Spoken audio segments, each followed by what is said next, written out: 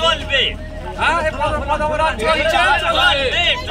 বিহারের জন্য অবরোধ চলবে। কাউন্সিলর এসে রাস্তা না ঠিক করলে আমরা এখান থেকে সচ্ছি না, আমরা সচ্ছি না।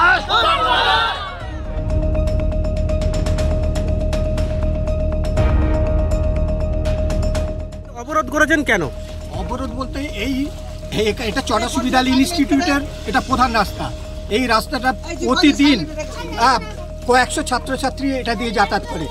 তাদের এই দুর্ভোগের জন্য আর এবং এলাকার মানুষের এত দুর্ভোগ, কিন্তু এখানকার কোনো তোমার যারা নেতা তারা কর্ণপাত করছে না। তার কারণ হচ্ছে এখানে এইটুকু রাস্তা তিনটে ভাগ করা হয়েছে, তিনটে শিডিউল হয়েছে। এখানে তোমার একজন আছে, নেতা আছে, একটু আগে গিয়ে আরেকটা নেতা, তারপর আরেকটা গিয়ে তিনটে নেতায় ভাগে ভাগ করা হয়েছে। একটা নেতার কাজ শেষ হয়ে গেছে, দুটো নেতা এখনো কাজ সম্পূর্ণ করতে পারিনি। আমি নাম মেনশন করছি না, আমি যেটা বলবো সেটা বাস্তবই বলেছি। এইবার এলাকার মানুষ তারা অবরোধ করেছে, সেই অবরোধ যদি সাকসেসফুল হয় তাহলে আমাদের এলাকার মানুষের কেন এখানকার চটা সুবিধাল ইনস্টিটিউটের সকল ছাত্রছাত্রী তাদেরও এটা ভালো হবে বলে আমি নিজে থেকে আশা করছি। অবরোধের কারণ যে এখানে এখানে রাস্তাটা এত ঢাল, এখানে হাঁটু বরাবর জল উঠে যায় এবং এই রাস্তাটা মানে ইমিডিয়েট করা দরকার, কিন্তু এই রাস্তাটা করার মতো কোনো বিকল্প কোনো ব্যবস্থাই নিচ্ছে না সরকার পক্ষ থেকে। এখানে নেতারা তাদের নিজস্বতা বজায় রাখে, এও বলছে যে না এটা আমার এলাকা নয়, আর একটা নেতা বলছে ওটা আমার এলাকা নয়।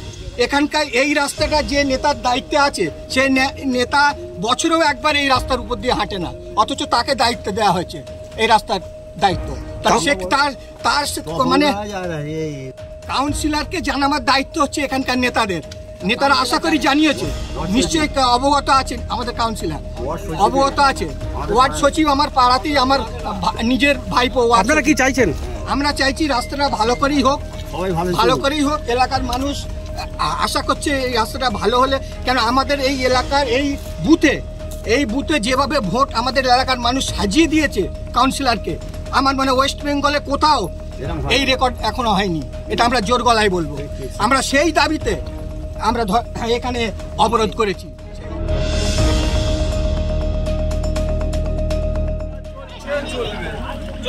চলবে বিহারের জন্য অবরোধ চলবে।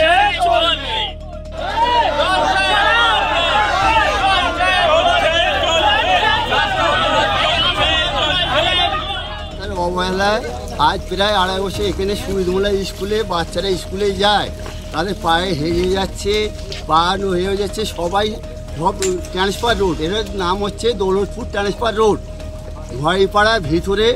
তারপরে ওই খালটা আছে মিরপুর, এই সংস্কারের কাজ হচ্ছে না। এসবগুলো হয়ে এই কারণে আমরা বিরক্ত হয়ে আজকের অবরোধ করতে করেছি। কোনো প্রশাসন থেকে কোনো ব্যবস্থা? এক সময় একটা গাড়ি উল্টে গেছিল, যে কোনো কারণে সেই গাড়ি উল্টে কারণে কিছু এই রাবিশ ফেলেছিল, সেই রাবিশটা আজকে আমাদের রাগেতে উল্টে দিচ্ছি, কেউ না যেতে পারে। এই কারণটা কেন? রাস্তাটা ভালো হওয়ার জন্যে।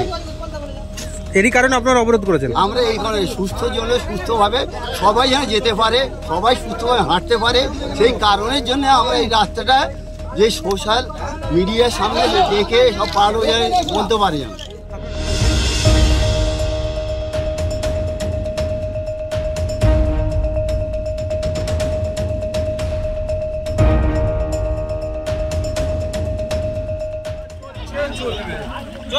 চলবে বিহারের জন্য অবরোধ চলবে। আমাদের ভিডিও ভালো লাগলে লাইক এবং শেয়ার করুন, কমেন্ট সেকশনে গিয়ে জানান আপনাদের মতামত। আরও ভিডিও পেতে আমাদের চ্যানেল সাবস্ক্রাইব করুন এবং প্রতি মুহূর্তে খবরের আপডেট পেতে প্রেস করুন বেল আইকন।